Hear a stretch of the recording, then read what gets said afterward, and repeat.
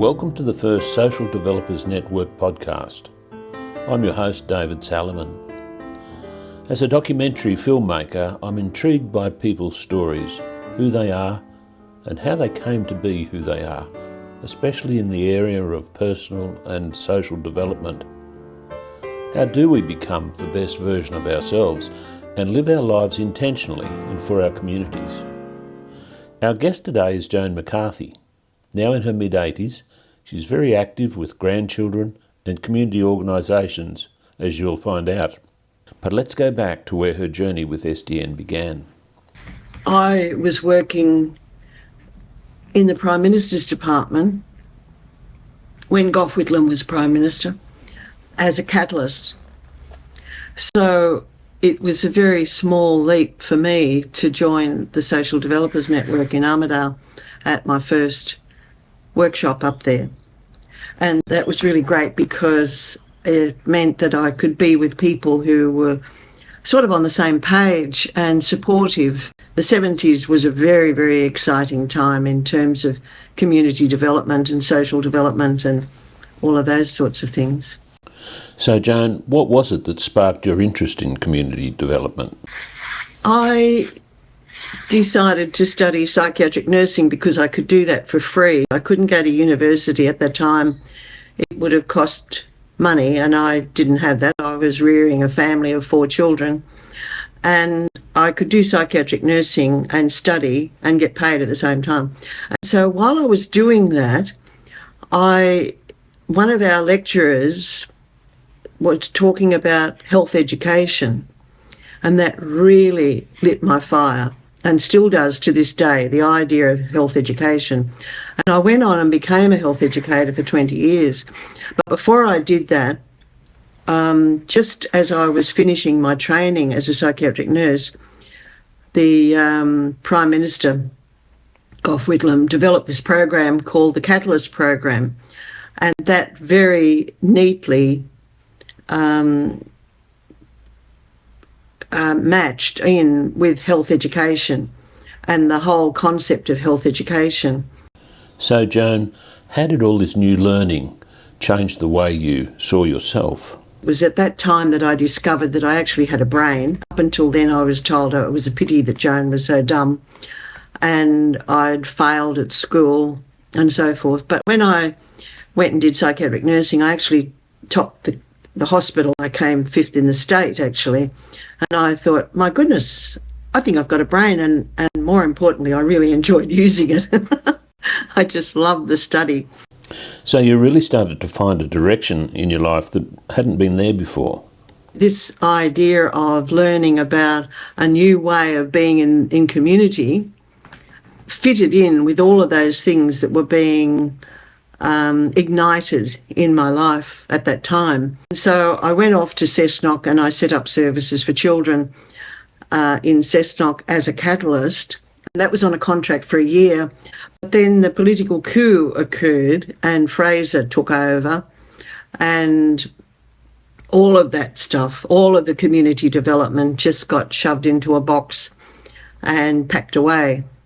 However, the government might have done that, but the community had been lit, if you like, and part of that fire was burning away in Armidale when Ned Easton and John, when they got together up at Armidale University and ran their workshops up there, which were just fabulous. They were full of laughter and full of fun and full of deep and meaningful conversations and arguments, and I think it's always good to have a good argument, not a fight, but a good discussion, you might say.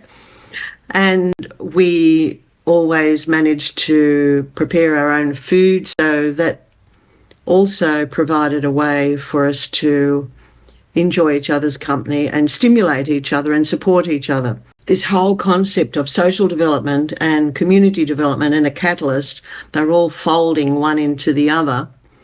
And we had community health centres and legal health centres that were based on community development.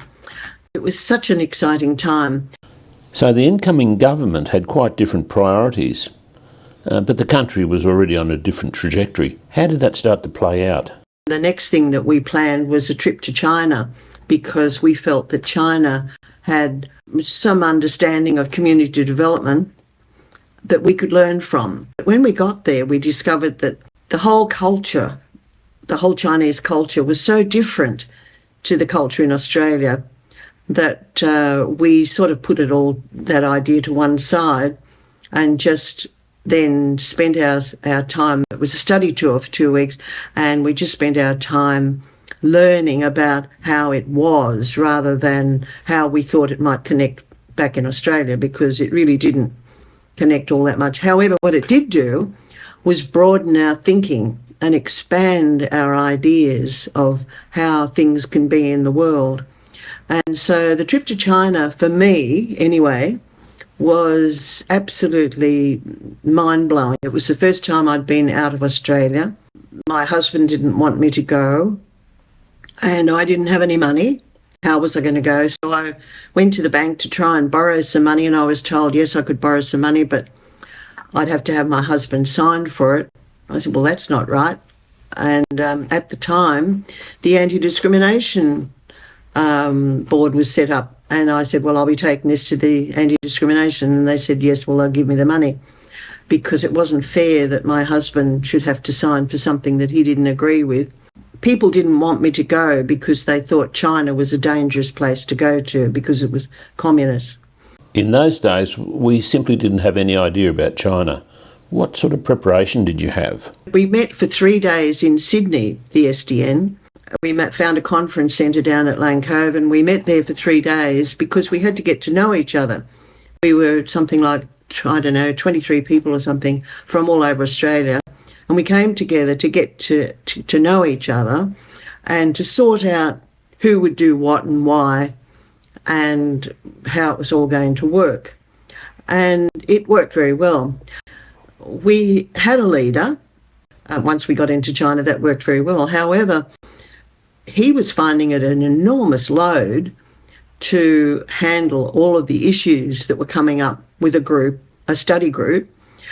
And we said to him, well, if you fell off your perch, we'd still keep going and we'd sort ourselves out. There must be another way. And there was. And so we elected a whole lot of different leaders for different aspects of the tour. For instance, one person was organising our luggage. Another person would organise whether we wanted Chinese or Western food. Another person would organise who was going to be the speaker at the next place that we went to, whether it was a school or a law court or a hospital or wherever. And immediately took the pressure off this leader. And we discovered that we could manage very well with multiple leaders. And that's part of social development, community development, or catalyst, whatever you want to call it now, is recognising that we all have the capacity for leadership because we all have our own particular skills. And we were able to tap into that on that tour. And I just think that it was a wonderful time. Somehow these things seem to get buried and lost a little bit. I've been talking to people now about what would happen if we had a study tour again and maybe went to Uluru or somewhere a little bit more accessible. We learned so much, not just about leadership, but about all sorts of things. There were lots and lots of things that we learned about each other, about ourselves, and about how societies can operate so differently to ours and yet be so incredibly successful as China was and is. It's an extraordinary country, in my opinion. Looking back now, Joan, what impact has your personal life had on your professional life and vice versa? I've been thinking about a lot of these sorts of things over the last 6 months, and it seems to me that I have the capacity to compartmentalise my life. So my children are certainly a priority. However, having children means also letting them go and watching them step out on their own. And that leaves me sitting twiddling my thumbs. Community's about connection.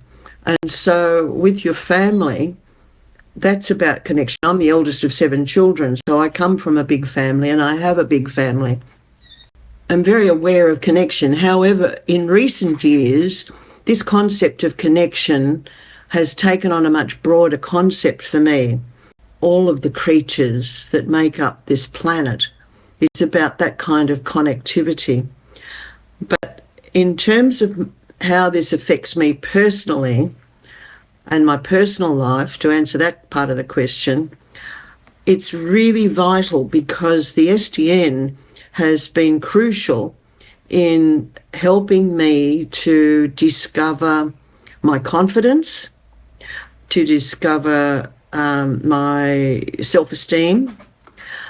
And we've had lots of arguments about that because women, as you know, have struggled with this very badly.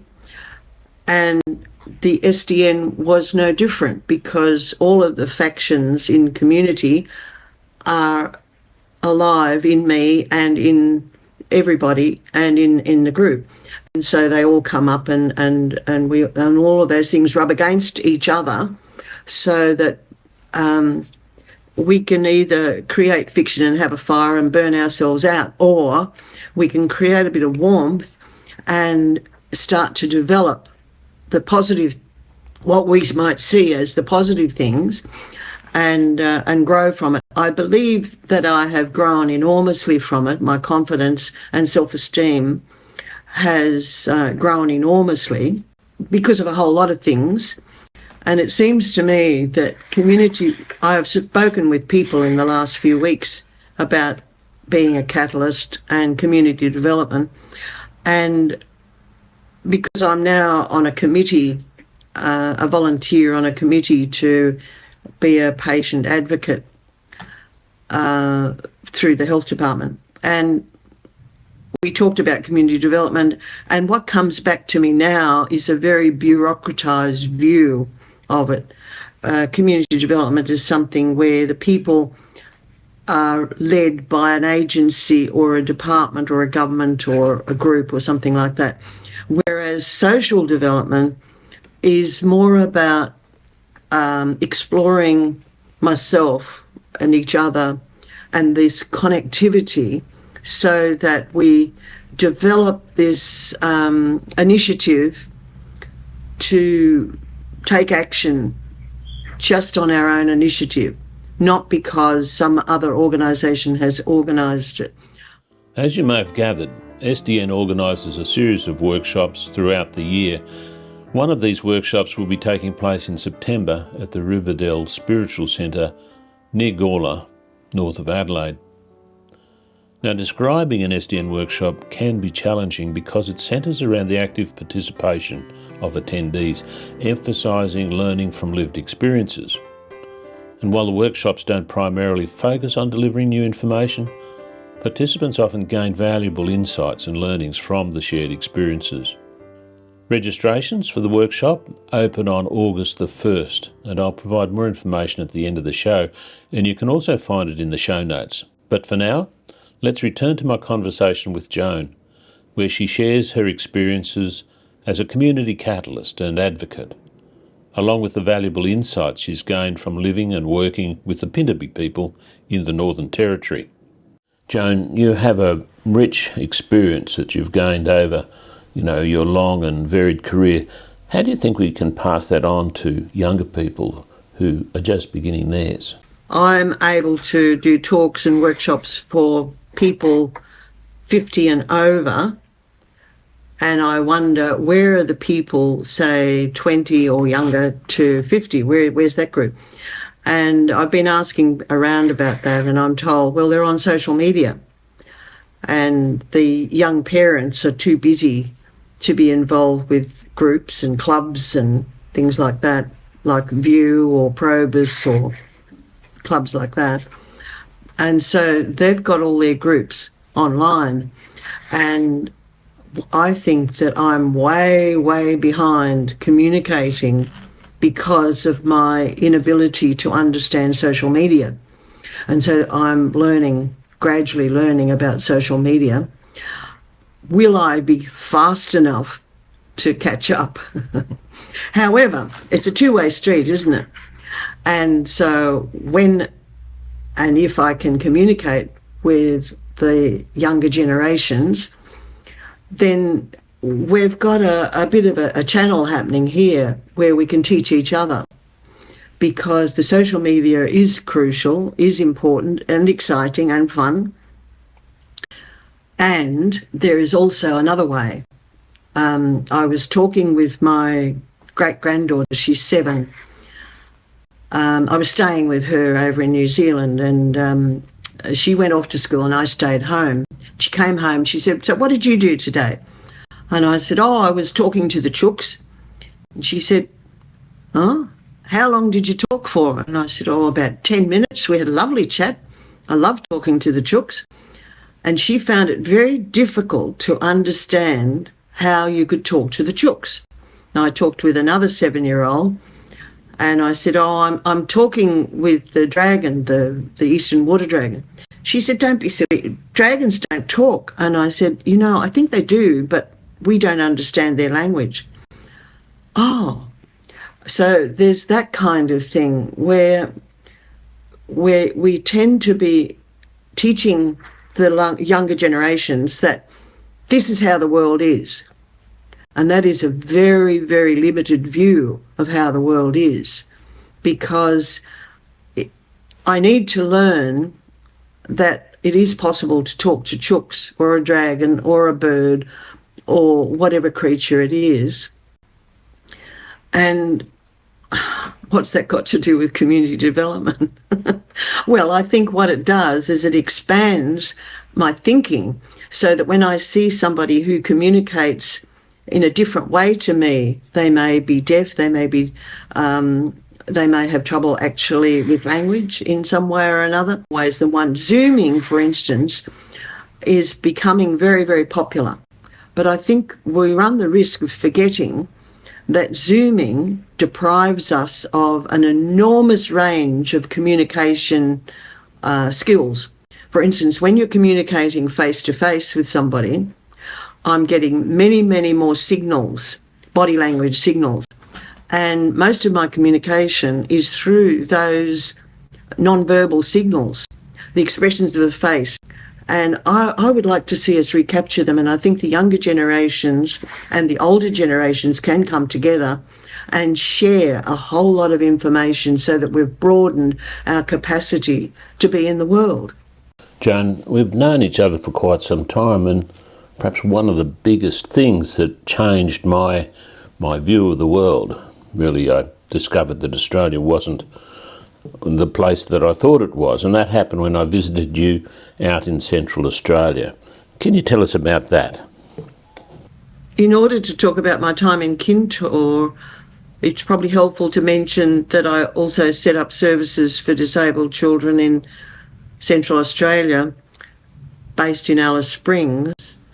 And when I was employed, it was thought that they'd be white children, but when I got there, I discovered that they were Aboriginal children. And so I faced the racism that was very, very strong, and still is probably. However, we managed to get through all of that, and the clubs and organisations that donated money were able to free themselves up enough to donate the money. And then sometime later, some years later, I went back and I transitioned the health clinic in Santa Teresa from the Catholic Church to an independent clinic. And as a result of that, I was headhunted to administer the health clinic at Kintore.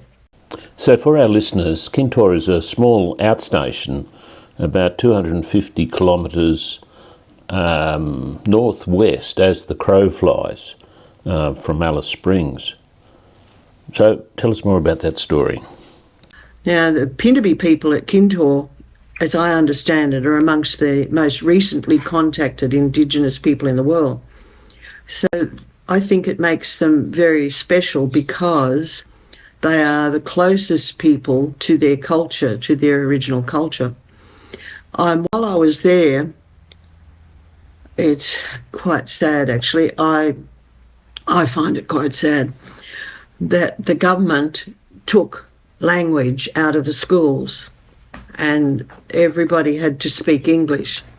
And I found that totally and utterly devastating, because we know the World Health Organization, the United Nations, everything will tell you that if you learn your first language well, every other language after that is a lot easier to learn. So I saw it as a direct attack on the Aboriginal people. I was responsible for employing the hiring and firing of doctors and nurses, and we had 2 wonderful nurses there. If you're going to run a health clinic, all you need are some good bush nurses, because they're absolutely fabulous if you get a good bush nurse. The doctors, on the other hand, were thought to be absolutely necessary, and they cost a huge amount of money and showed no change to the health status of the population at all. The bush nurses changed the health status positively very quickly and were very good at doing that. And what they did, these nurses did, was they went out with the people and harvested bush medicine, and we set up a bush medicine pharmacy. And then we employed another doctor who couldn't stand the idea of introducing bush medicine because it was all a lot of nonsense. And so she was there only for the money, and she demanded an extra pay increase. And so even though all the evidence showed that it was making no change to the health status, the person that made the most change to the health status was the sport and rec person. Once you got a sport and rec person in at a fraction of the cost, the health status of the people went through the roof. They instantly became much healthier and stronger. But a doctor was there and just to give them Panadol and coughing medicine, but they were a doctor and somehow had been brainwashed into believing that that was what was going to make the difference to their lives. So I was removed from the community, and somebody said to me, "You must have been a good one because they only sack the good ones." And so I was sacked. But I took them to court and I got a wrongful dismissal benefit. But it left me with a huge depression because I felt like I'd let down all the Aboriginal people in the world, actually, that I hadn't stood up for them.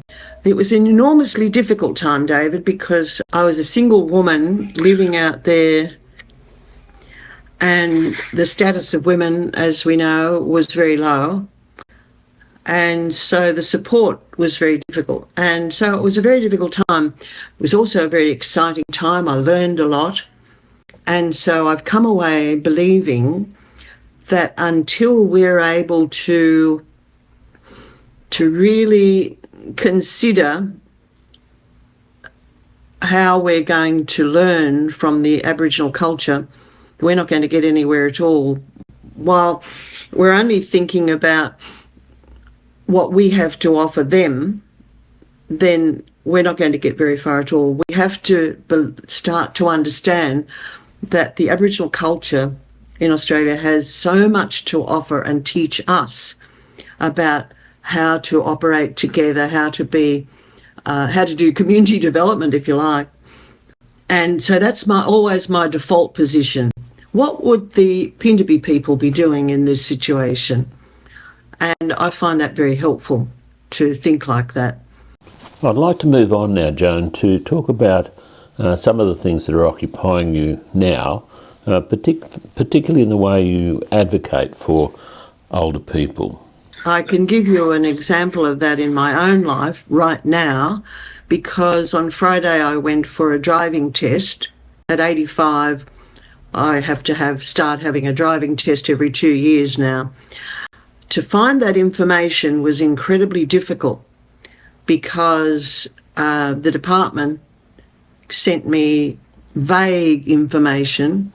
I didn't get the information that I needed, and then to search it out, I got a whole lot of misinformation.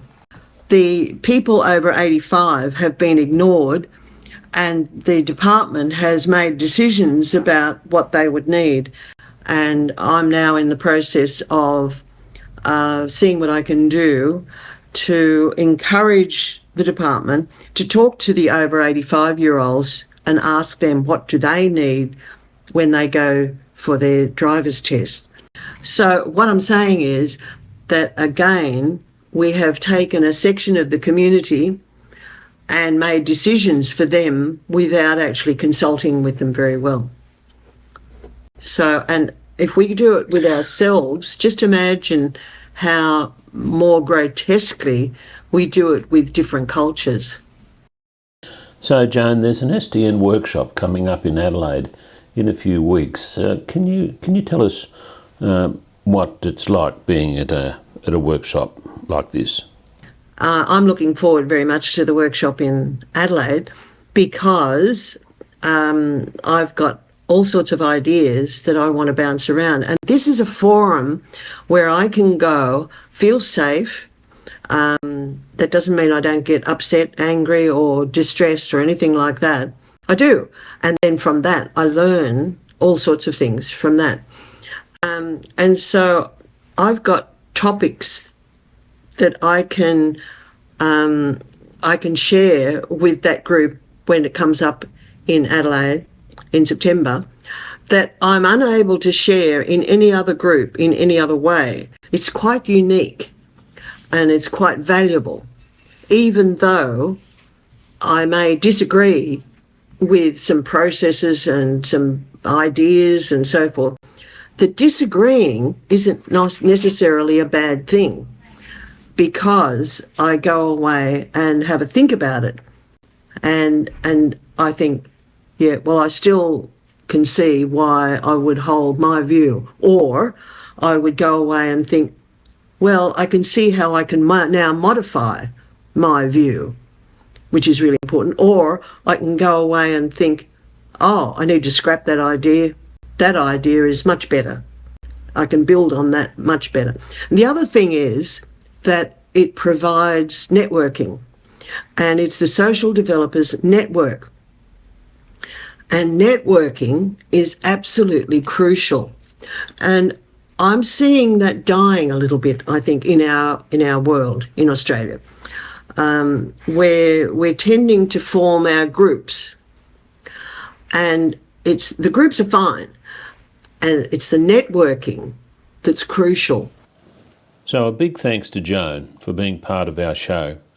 Your dedication and involvement with SDN for over 50 years have been truly remarkable. Now, next week on the Social Developers Network podcast, I'll be talking to Mark Spain. He has an intriguing story about his early Outward Bound experience and how that put him on the path to leadership training, and particularly how rock climbing taught him about cooperation and collaboration. It serves as an excellent metaphor for working together in community. If you want to hear more about Mark's story, hit the subscribe button in your app. So, thanks again. Stay tuned for more exciting episodes and valuable insights in community and social development. And thanks for joining us on this inaugural episode of Social Developers Podcast.